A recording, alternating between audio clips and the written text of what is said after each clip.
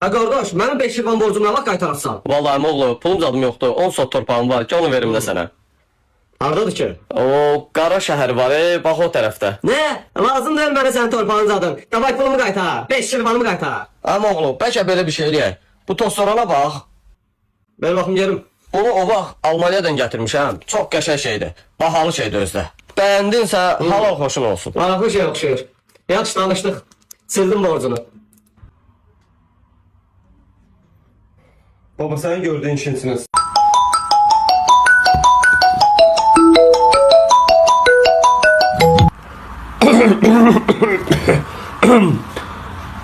Bəli müdür. Yo yatmaq nədir? Yo bu vaxt yatma olar.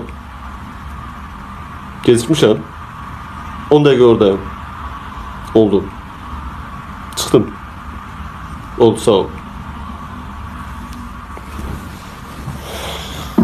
Həkim xəstəmizin vəziyyəti necədir? Təəssüf görə bilməyəcək.